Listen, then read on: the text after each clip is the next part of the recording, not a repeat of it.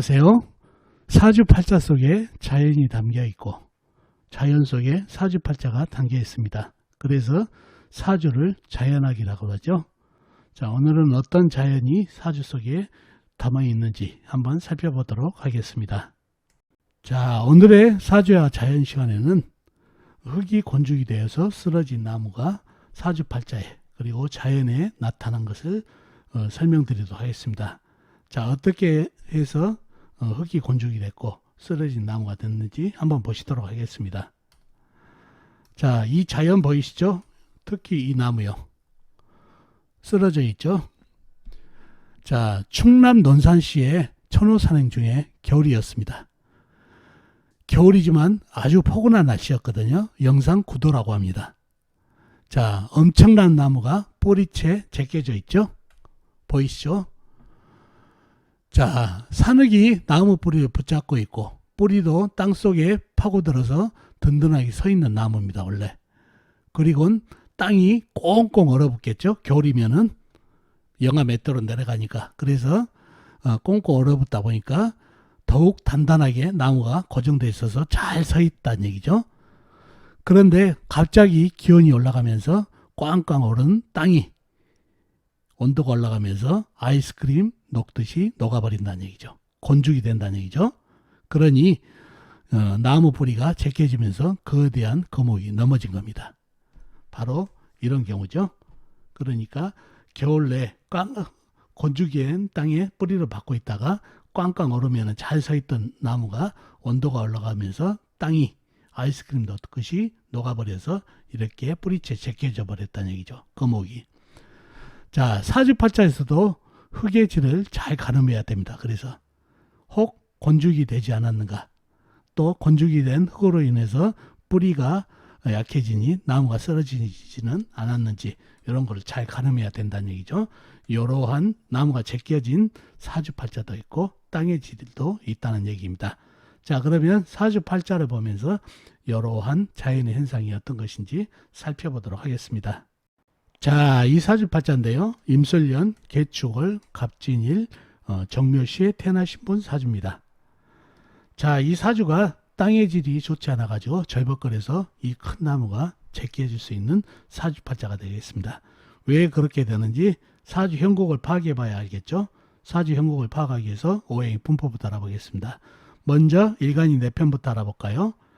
일간의 내편의 오행의 세력이 강하면 사주가 강해지고 반대로 상대편 일간의 힘을 빼는 오행의 세력이 강하면 사주가 약해진다는 얘기죠. 자, 일간이 간목 큰 나무로 태어났네요. 나무의 내편은 비겁인 같은 나무나 나무를 생해주는 인성인 물이 내편이 되겠죠. 먼저 비겁인 나무를 찾아볼까요? 나무는 시지의 묘목 작은 나무가 있습니다. 그리고 다른 데 놓고 지장간, 일지, 진토 안에 을목 작은 나무가 암장되어 있네요. 다음에 나무를 생해주는 인성인 물을 찾아볼까요? 물은 연간의 임수, 큰물, 호수같이 큰 물, 월간의 개수, 작은 물이 있습니다. 그리고 다른 데 놓고 지장간, 월지, 축토안의 개수, 작은 물, 일지, 진토안의 개수, 작은 물이 암장되어 있네요. 자, 그러면 내편은 묘목, 작은 나무와 임수, 큰 물, 개수, 작은 물 이렇게 포진되어 있네요. 상대편도 한번 찾아봐야 되겠죠. 일간의 힘을 빼는 왜 뭔가요? 식상 일간이 생하면서 힘이 받고 재성 일간이 극하면서 힘이 받고 관성 일간이 날에 극하니까 일간이 힘이 약해지는 이 세 가지가 상대편 오행이 되겠습니다. 식상은 뭔가요? 나무가 생해주는 오행이니까 불, 재성은 흙, 관성은 쇠가 되겠습니다. 자, 식상인 불부터 찾아볼까요? 불은 시간의 정화 작은 불이 있네요. 그리고 다른 데 놓고 지장간, 연지, 술탄의 정화 작은 불이 암장되어 있습니다.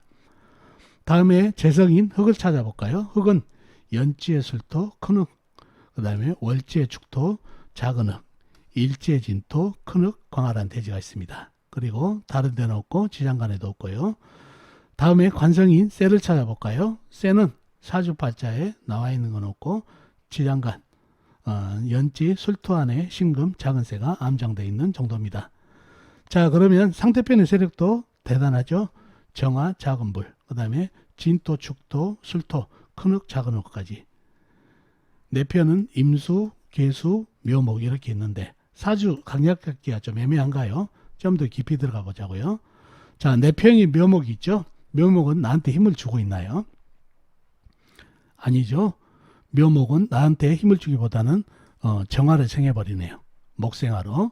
목생화, 화생토. 결국 불을 생하고 불은 흙을 생해가지고 상대편으로 넘어가 버렸네요. 그러면 내 편이라고는 임수, 계수밖에 없는 사주팔자가 되다 보니까 상대편의 세력이 강해져서 약한 사주가 됐습니다. 약사주가 되겠네요.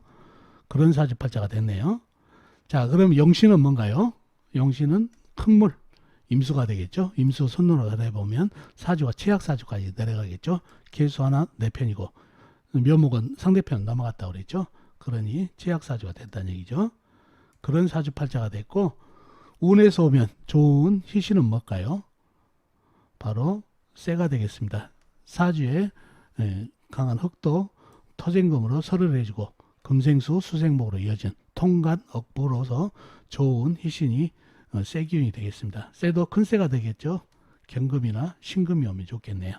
그래야 사주에 강한 흙기운과 물기운이 대립한 것을 통관을 시켜주고 나한테 힘을 줄 수 있으니까요. 자, 그런 사주팔자가 됐습니다. 그런 사주팔자가 됐는데 이 사주가 간목이 아까 자연에서 보듯이 쓰러져 버렸다는 얘기죠. 왜 그렇나요? 사주에 흙의 질을 봐야 되겠죠. 자, 진토는 어떤 흙인가요? 절버간, 물을 품은 절버간 흙이죠. 축토, 언땅이죠. 물을 품은 언땅. 술토는 불을 품은 흙이네요. 그래서 좀 낫네요. 그러나 임수개수가 쏟아지면서 물이 스며들면 어떻게 되나요? 술토 안에 있는 정화가 꺼지면서 이 술토도 절벅거리기 시작하네요. 그래서 흙의 질이 전부 단단하지 못하고 절벅거린다는 얘기죠. 거기에다가 뿌리를 내린 간목입니다.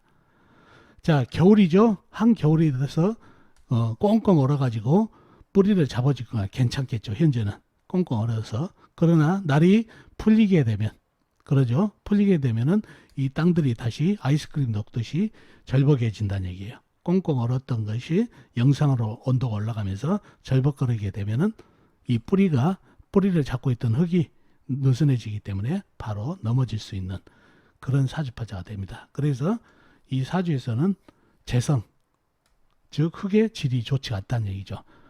이 간목이 뿌리 내리려면 단단하고 그리고 안에 박테리아가 좀 영양분이 있어야 되는데 그러려면은 적당한 물과 적당한 온도가 있어야 되는데 이 사주에서는 온도가 없죠. 술토 안에 정화가 있었지만은 큰 물 작은 물이 스며들면서 정화도 꺼졌다는 얘기죠. 그래서 이 술토도 절벅거리는 흙이다 보니까 온도가 없기 때문에 영양분도 없고 절벅거리는 흙이 돼서 흙의 질이 좋지 않는 재성의 질이 좋지 않은 그런 사주팔자가 됩니다. 그래서 이 나무가 제껴줄 수 있다는 얘기죠. 자, 재성의 질이 좋지 않다. 남자분이라면은 뭔가요? 이성 배우자운이 약한 사주가 되겠죠. 그죠? 그런 사주가 되겠고 재성 혼자까지 되다 보니까 이혼수, 재혼수 여러 여자와 인연이 되다 보니까 이혼수, 재혼수가 있는 사주팔자도 된다는 얘기죠. 그런 사주가 됐다는 얘기죠. 그래서 항상 사주를 파악할 때 오행의 질을 잘 봐야 된다는 얘기죠. 흙은 어떤 흙인지 그로 인해서 나무는 어떻게 됐는지 이런 거를 잘 살펴야지 사주를 정확하게 파악할 수가 있습니다. 이 사주는 간목나무가 너무 습하죠. 불이 정화가 있다 하지만 너무 약한 불이죠. 그래서 볕을 주지 못한 상태다 보니까 습하다 보니까 습으로 인해서 간목 나무는 정신을 뜻하죠. 그러니 우울증에 조심을 해야 되는 그런 사주팔자도 됩니다. 건강적으로. 그래서 건강도 주의해야 되고 그리고 재성이 이렇게 질이 좋지 않으니까 이성 배우자운도 안 좋다는 거 꼭 기억해 두시고 사주팔자 볼 때 오행의 질을 잘 가늠해야 된다는 것도 꼭 기억해 두셔야 사주 푸는데 도움이 된다는 거 꼭 기억해 두시기 바랍니다. 자, 그리고 사주에 보면은 살들이 너무 많죠. 이게 흙이 화개살이죠. 자, 화개살이 재성으로 잡혔다는 얘기죠. 만약에 재물을 따라가게 되면은 화개살은 굴곡을 뜻하죠. 파란 곡절, 그죠? 재물을 따라가면 곡절을 겪을 수가 있다는 얘기죠. 그러면은 이 사주는 인성도 약하고 그래서 이 화개살을 업으로 삼때 전문성, 특수성으로 가면 좋겠네요. 예술성이라든가 그런 쪽으로 가면은 재물에 좋지 않고 가면은 많은 발전이 있는 사주팔자가 되겠고, 그리고 건강적으로 개축백호, 임술백호, 갑진백호, 백호살이 되어 있죠. 건강 관리를 잘해야 된다는 얘기죠. 이 수술수가 건강으로 해서 수술수가 있는 그런 사주팔자가 되겠습니다. 그래서 그러한 사주팔자가 됐네요. 사주가 재성이 좋지 않고 습하고, 그래서 건강이라든가 재물 관리를 잘해야 될 사주팔자가 되겠습니다. 자, 오늘은 흙의질이 좋지 않아서 큰 나무가 쓰러져 버리는 그런 자연을 봤고 사주팔자를 봤습니다. 항상 사주를 풀 때 오행의 질을 깊이 보는 습관을 하시면 사주 공부에 도움이 되고 사주의 발전이 있습니다. 그래서 사주학을 자연학이라고 한 거죠. 자, 어떻습니까? 오늘 사주와 자연, 사주풀이 도움이 되셨나요? 도움이 되셨으면 좋겠습니다. 그럼 다음 시간에 뵙도록 하겠습니다. 안녕히 계세요.